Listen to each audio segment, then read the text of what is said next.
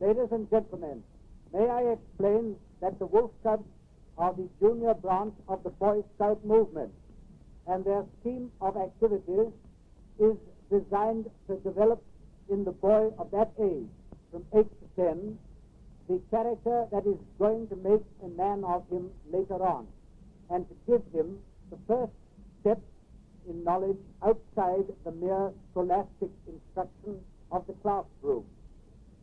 This howl that you have just heard is the expression of the boys of their loyalty to their chief and their determination to carry out their duty. As they squat in a circle round their leader, they sing out, Akela, or Great Wolf. We'll dob, dob, dob. Dob stands for D-O-B. D for do, O for hour, B for best. Do our best. It means we'll do our best to play the game, whatever it may be. So you see, this is not an imitation military show, but a scheme of games and woodcraft by which boys widen their outlook and learn healthy activities in happy companionship outside the school walls. The cub masters, who, in the most public-spirited way, give their time and energies to training the lads, deserve well of the parents who, in many cases, are unable to find the time or opportunity for training their boys themselves. The reports which we have had from parents as to the results on their boys are generally most gratifying, showing that cheerful discipline and ready desire to do right and to be helpful to others are tangible developments. Parents can greatly help in the development of the training by encouraging their boys to become proficient cubs. But also we badly need more ladies and more men to take up the work of cub masters. They will find it not only a most fascinating game, but one that is really well worthwhile.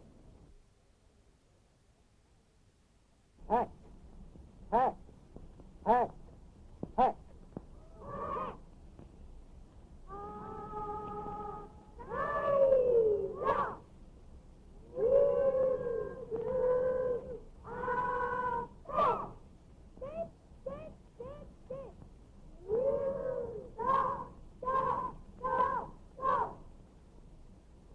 Hello, boys. Did you hear that howl? It was given by a wolf cub. Do you know what a wolf cub is? Yes, he is a small boy in uniform with a green jersey and cap, bare knees, and ugly face. Yes, but whatever his face is like, don't you forget it, he has a good heart. He is full of pluck, and he is ready to do a good turn to anybody so far as he can. That is his duty. Most fellows who wear a uniform have some duty to do and orders to obey. Well, the order that the wolf cub has to obey sounds a funny one. It is, as you heard just now, dib, dib, dib. It is spelled D-Y-B. D stands for do, Y stands for your, B stands for best. Do your best. And when a pack of wolf cubs hears the order, they howl back, we'll dob, dob, dob. We will do our best. And they mean it too. But wearing a uniform does not mean that cubs are imitation soldiers. They are nothing to do with soldiers. They are young Boy Scouts. Of course, a small boy would not be much good for helping other people, even if he did his best, unless he had learned how to be useful by making himself strong, active, and clever, so that a cub has to make himself good at first aid or at swimming or at playing games, etc. And when he gets a badge to wear, he wears it on the sleeve of his uniform. When you see a cub with a lot of three-cornered badges on his arm, you know that he is a pretty smart fellow. Cubs have also a number of secret signs of the brotherhood among them. Mind you, there are wolf cubs all over the world, many thousands of them. and they all count as brothers to each other. Every boy who is worth his salt and wants to be a scout later on joins the club, so as to learn how to camp and to cook his grub, how to save life, and how to be of service to other people. So I advise every boy who is not yet a cub to join and to have a jolly time and to learn how to dib. I am hoping that there are sportsmen listening to me today.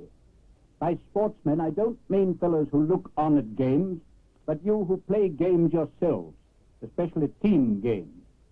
I look on you as potentially because you are sound in body, mind, and the team spirit. That same team spirit is needed among our people today as much as among players. Remember this: the safety, honor, and welfare of a nation depend on the team play of its people. The safety, honor, and welfare of a nation depend on the teamwork of its people. Dictators recognize this vital truth and ensure it by force. We also have the object lesson where a country lacking it falls a victim to subversive political teaching and suicides itself in all the horrors of civil war. In these days of unrest, subversive agencies are already working insidiously in our own country. But fortunately, the British character is slow to be taken in by them. It is open to us to instill through sport that character and the team spirit in the next generation. This, at any rate, is what we're trying to do in the Boy Scout movement with our 448,000 boys in the United Kingdom, and we have 41,000 men acting as scoutmasters. But we want at least 10,000 more to take in hand the thousands of boys who are still anxious to join us. You sportsmen are the fellows we want. It is not like you as sportsmen to sit idly by and look on at the scoutmasters playing the game without wanting to take a hand in it yourselves. If there were an open enemy at our gates, you would be up, every one of you, in active service for defense of the country. Well, with this less conspicuous enemy, you have the opportunity of equally important, if less dramatic, service for your country and your kind. But there is something higher yet in such service. The Primate recently called on all of us Britons, no matter what form of religion, if any, we profess, to return to the service of God in our everyday life and doing. Here then lies your opportunity. Don't fritter away this short life wholly in games or smoking rooms or even altogether in work. Come and give a small bit of your time among good comrades in doing a worthwhile job, one which brings health and happiness, prosperity and peace, and is therefore the highest practical service to God. Now my time is up, but if you would like further information before making up your mind, do come and see us at Scout Headquarters, 25 Buckingham Palace Road, London, or write to your nearest Scout Association.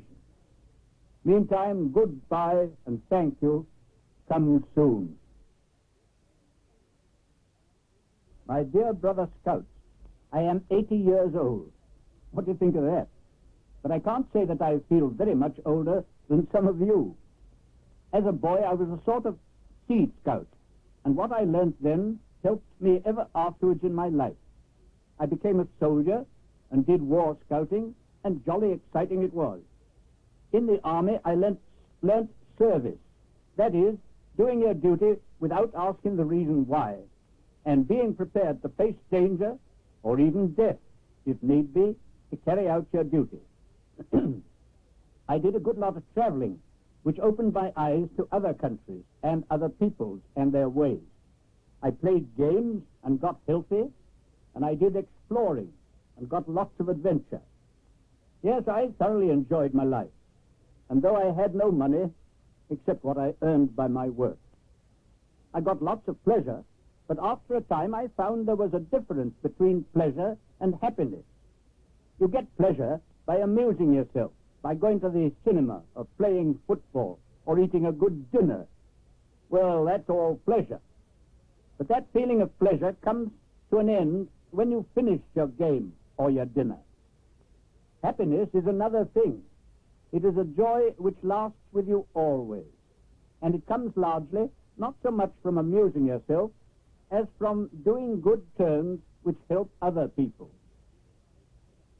80 years may seem to you a long time, but in all my 80 years, I can't remember a time when I wasn't busy.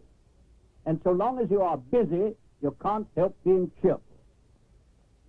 So if ever you find yourself without something to do, remember there are always lots of people wanting help. Old people, or infirm, or poor people, who would be only too glad of a helping hand. However poor or small you may be, you can always find someone worse off than yourself, either ill or old or crippled. If you go and help them and cheer them up, a funny thing happens. You find that by making others happy, you're making yourself all the happier too. I want you to have as long and jolly a life as I've had, and you can get it if you keep yourself healthy and helpful to others. I'll tell you my secret for this.